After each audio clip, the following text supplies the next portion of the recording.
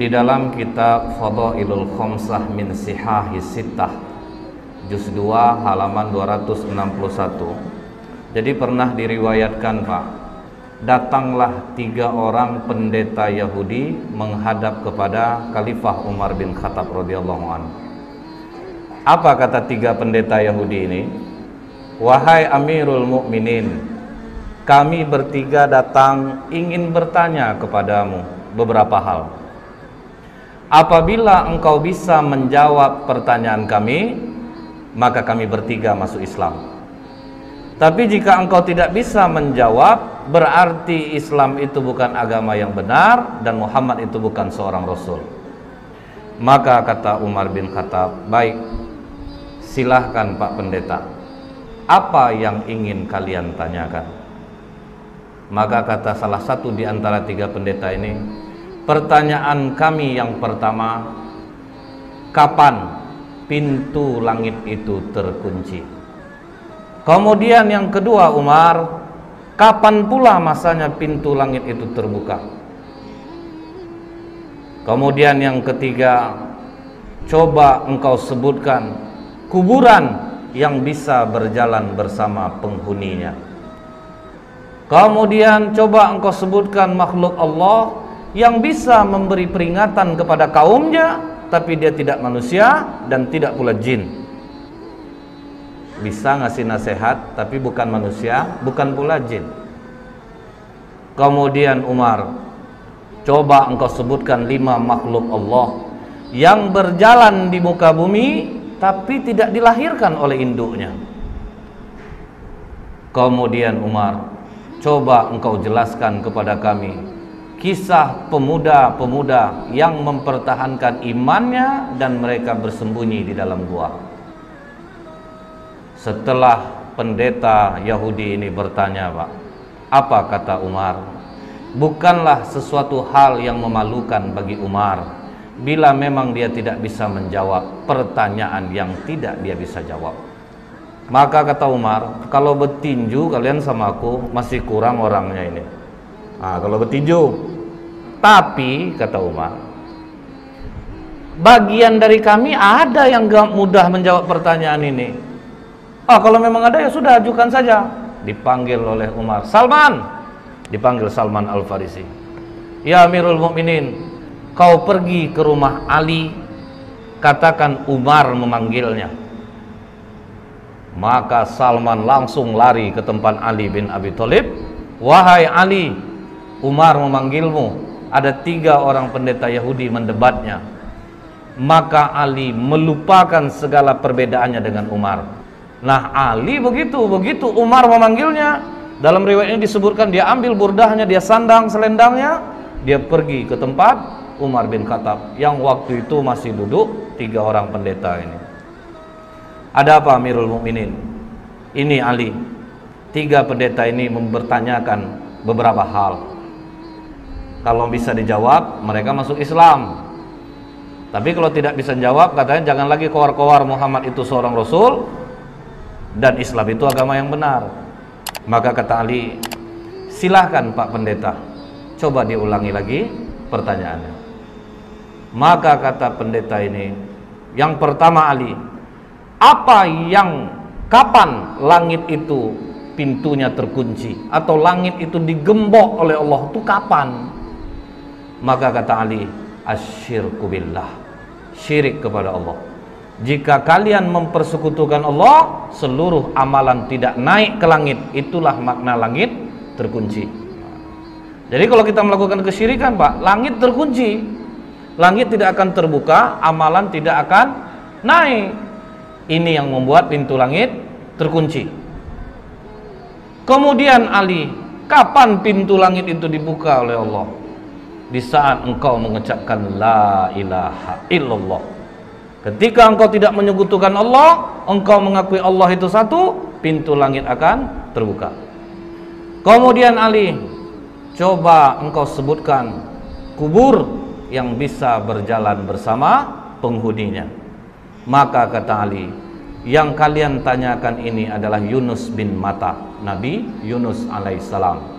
Ketika Nabi Yunus berdakwah di kaumnya, nama kaum Nabi Yunus ini Pak, Nineveh Pak, didakwahi tauhid, rajanya mencemooh, kemudian masyarakatnya mencemooh, tidak ada yang mau nerima dakwah Nabi Yunus. Maka Nabi Yunus memohon kepada Allah, Allah kasih waktu 40 hari akan diturunkan azab. Sampai hari ke-39 tidak ada tanda-tanda azab Allah turun. Nabi Yunus putus asa. Dia tinggalkan kaumnya Bu, tanpa izin Allah. Dia tinggalkan kaumnya, dia berangkat, baru langit menghitam. Jadi Nabi Yunus tidak tahu bahwa Allah akan menurunkan azab. Begitu raja dan masyarakat melihat bahwa azab Allah akan turun, waduh, ini benar Yunus ini. Maka semua kaum Nineveh bertobat, cuman nabinya udah pergi. Naik ke atas kapal, gelombang tinggi, ketakutan nakodanya, maka diundilah nama Nabi Yunus keluar berkali-kali. Maka dicampakkanlah Nabi Yunus ke dalam laut, dimakan oleh ikan, terkubur dalam perut ikan, dibawa jalan ke 7 samudra selama 40 hari. Itulah kubur yang berjalan bersama penghuninya. Karena Allah katakan dalam surah As-Saffat 143, falaula annahu kana minal musabbihin, maka sekiranya Nabi Yunus tidak termasuk orang yang banyak berzikir, bertasbih kepada Allah, jadi dalam perut ikan itu menyesal Nabi Yunus. Dia zikir la ilaha illa anta subhanaka inni kuntu minaz zalimin. Mual perut ikan itu dibuatnya Pak. Karena kata Allah la labitha fi batnihi ila yaumi yub'atsun, niscaya dia akan tetap tinggal di perut ikan itu sampai hari kiamat. Jadi kalau sempatlah Nabi Yunus tidak banyak mohon ampun kepada Allah, ikan itu akan tetap mengubur Nabi Yunus di dalam perutnya. Terkaget pendeta ini, waduh ini cerdas satu ini nih. Dapat dia menjawab pertanyaan pendeta. Jadi kubur yang jalan bersama penghuninya, Nabi Yunus berada dalam perut ikan dan dibawa 40 hari ke 7 samudra baru dimuntahkan. Baik Ali, kau benar.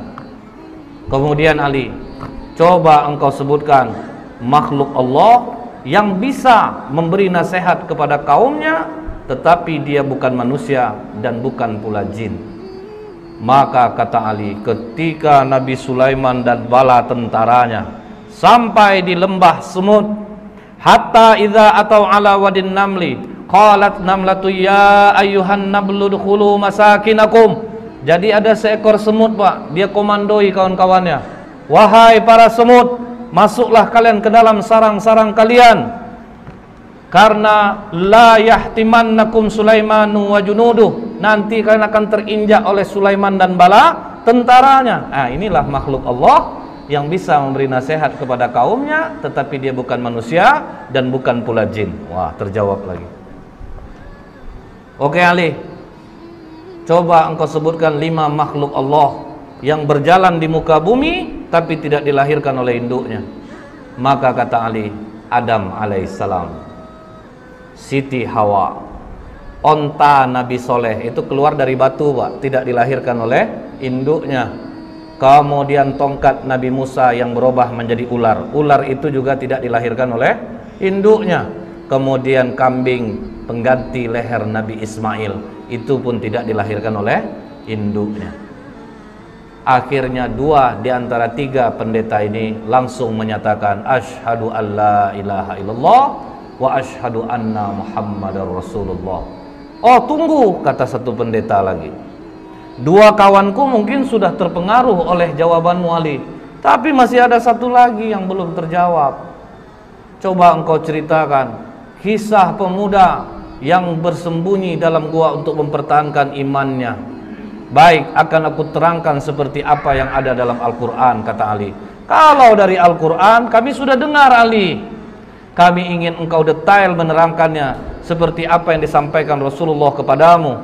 Maka kata Ali, kalau begitu benarkan duduk kalian. Malah ditantang Pak. Jadi dia ingin mengungkap Ali itu ceritanya itu yang detail. Maka kata Ali, silahkan, dari mana kalian ingin menanyakan? Baik Ali, di mana peristiwa itu terjadi? Maka kata Ali, di kota Apesus atau Tarses Pak, antara Turki, Yordan. Kemudian silahkan lanjutkan Ali. Jadi dulunya, kata Ali, kota Efesus ini dikuasai oleh raja yang sangat baik. Ketika raja ini meninggal, Raja Dikianius yang menguasai Roma mendengar bahwa Raja Efesus ini meninggal, maka mereka pun menyerang kota Efesus dan mereka kuasai. Kemudian kata Ali, Dikianius membangun istana besar. Tunggu dulu Ali, kata pendeta ini. Berapa panjang dan lebar istana yang dibangun oleh Dikianius? Maka kata Ali, panjang 1 farsah, lebar 1 farsah. 1 farsah itu sekitar 8 km. Baik Ali, teruskan. Kemudian Dikianius ini memiliki menteri-menteri, dan Dikianius meletakkan 50 menteri di sebelah kanan, 50 menteri di sebelah kiri. Dan Dikianius mempunyai 6 penasehat, pemuda-pemuda cerdas di belakangnya. 3 di kanan, 3 di kiri. Oke Ali, siapa nama ke-6 pemuda itu? Maka dijawab oleh Tamlika, Miksalmina, Mikaslimina, Martelius, Kalitius, Sidamius. Jadi inilah 6 pemuda yang menjadi cikal bakal Ashabul Kahfi. Tapi waktu itu masih 6. Nah, ini Pak, waktu itu hanya masih 6. Ini pemuda-pemuda cerdas andalan Dikianius. Jadi kalau 50 menteri sudah rapat, tetap nanti keputusan akhir kepada 6 pemuda ini. Nah, kemudian Pak, ditanya oleh pendeta ini, seluas itu istana yang dibangun oleh Dikianius Ali, bagaimana dia cara mengharumkan istananya?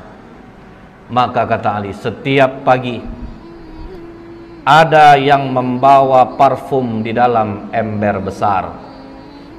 Kemudian ada satu yang membawa seekor burung. Ketika burung ini diberi isyarat, maka burung ini mencemplungkan kedua sayapnya dan mengibaskannya ke seluruh ruangan istana. Canggih orang dulu rupanya Pak. Setelah itu, kata Ali, ketika Dikianius 30 tahun berkuasa, tidak pernah sakit, disitulah dia bertanya kepada para menterinya, kalian pernah enggak nengok aku sakit, demam, beringus, lemah, letih? Tidak pernah Raja. Biasanya kalau yang enggak sakit-sakit ini siapa? Tuhan Raja. Bersediakah kalian menyembahku? Bersedia Raja. Pokoknya siapa yang mau menyembahku, aku berikan kehidupan yang baik. Pakaian dari sutra, kemewahan, kekayaan akan aku berikan. Begitu dikasih kekayaan, uang, fasilitas, masyarakat rela menyembah Dikianius Pak. Mereka semua menyembah Dikianius. Tapi Pak, 6 pemuda yang di belakang Dikianius akhirnya rapat di rumah Tamlika. Dikianius mengaku dirinya Tuhan. Disuruhnya orang menyembah, orang pun menyembahnya. Sementara kalau dia Tuhan, kenapa harus kita yang memutuskan setiap permasalahan? Jadi menurutmu bagaimana Tamlika? Dia bukan Tuhan. Justru kita harus berpikir, langit tanpa tiang kok bisa tegak? Pasti ada yang menciptakannya.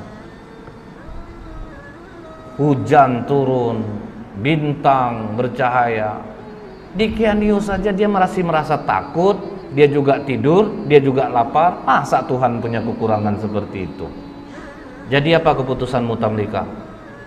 Kalian rela enggak tinggalkan kekayaan, jabatan, fasilitas ini? Kita lari dari sini. Kalau kita melawan tidak mungkin bisa. Kita lari dari sini untuk mencari Tuhannya langit dan bumi ini. Apakah kalian rela untuk miskin bersamaku? Kalian tinggalkan jabatan, kesenangan kalian, fasilitas ini?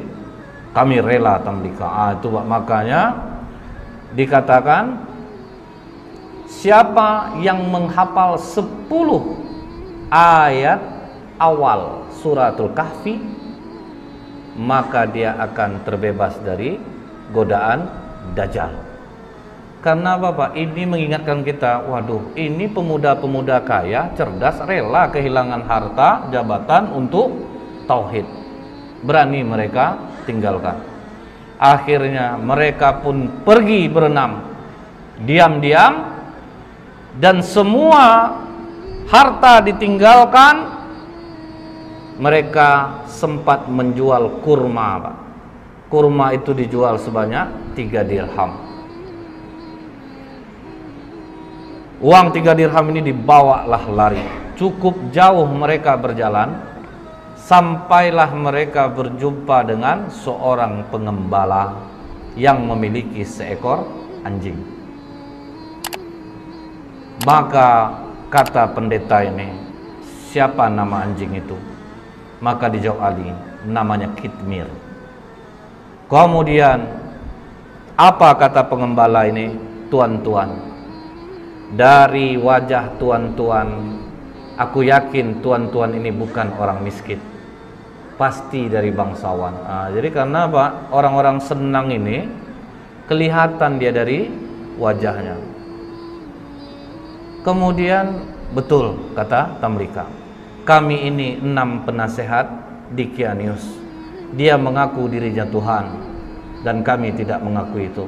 Makanya kami meninggalkan kerajaan. Kami tinggalkan semua pangkat jabatan kami.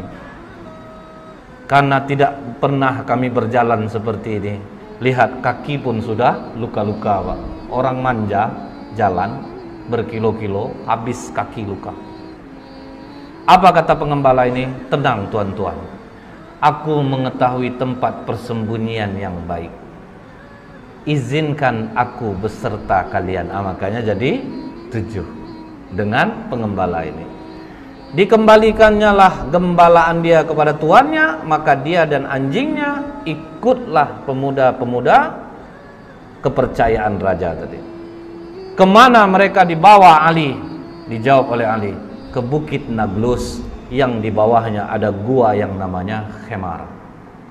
Maka begitu mereka mau masuk gua tersebut, sempat mereka mandi di mulut gua. Jadi mulut gua itu ada air terjunnya Pak. Jadi memang susah untuk diketahui orang. Sempat mereka mandi, masuk ke dalam, duduk, golek sana, golek sini, golek sana, sampai terang hari. Hari sudah pagi. Kita lapar. Siapa yang akan mencari makanan? Makanan hanya ada di tempat kerajaan. Berarti sangat jauh kita pergi berjalan ini. Siapa yang mau pergi? Karena Tamlika ketua rombongan, biar aku yang ke sana. Hati-hati Tamlika, jangan sampai engkau tertangkap Dicanius. Begitu Tamlika keluar dari mulut gua, sudah mulai terkejut ya Pak, karena air terjunnya sudah tidak ada. Tapi terus dia bawa uang 3 dirham ini, jalan terus. Sampai di gerbang kota, mulai heran dia Pak. Kenapa berbeda betul kota ini? Apa aku salah masuk? Akhirnya masuk dia di tempat orang menjual roti. Begitu sampai di tempat orang jual roti, ditanya harga roti berapa? 1 dirham. Dia kasih uang dirhamnya.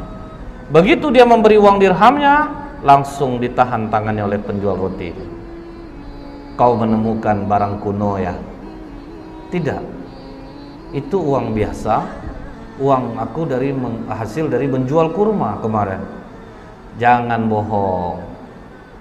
Raja Abdurrahman hanya mengambil 5% dari barang kuno yang ditemukan. Tambah kaget Tamlika Pak. Loh, nama rajanya kok beda?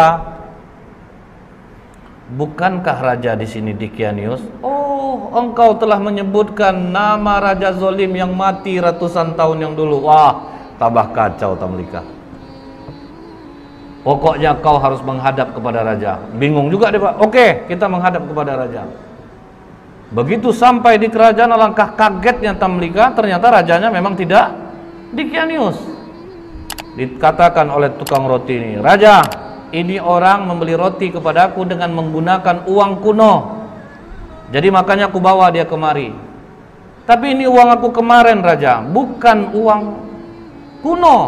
Sudahlah, kata raja, kami hanya mengambil 5% dari barang kuno yang ditemukan. Tidak raja, ini uang baru kemarin. Sudahlah, jangan berkelit, kata raja.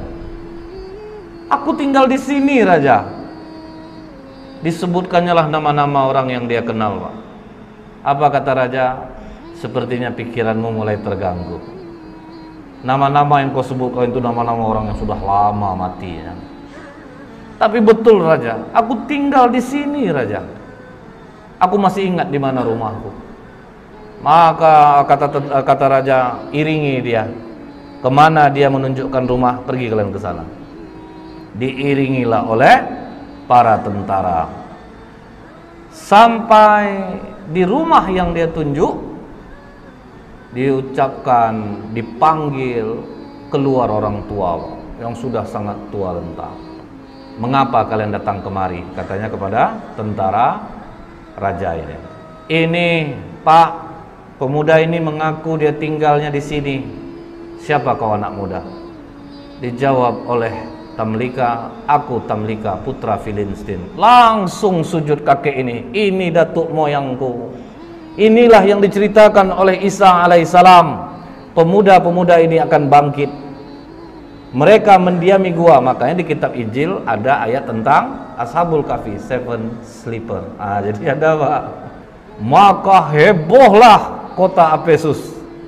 Bangkit raja mengingat apa yang pernah disampaikan oleh Isa alaihissalam. Jadi rupanya sudah datang pula utusan Nabi.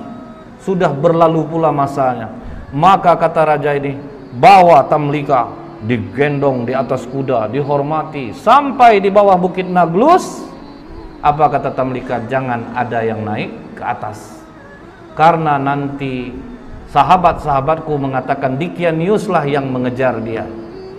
Jadi tunggu kalian di bawah, biar aku yang naik ke atas. Maka Tamlika naik ke atas, Pak.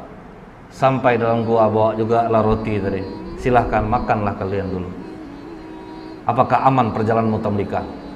Bukan aman lagi, malah aku bingung dan terkejut. Tahukah kalian sudah berapa lama kita di sini? Makanya ada dialog itu Pak dalam surat Al-Kahfi.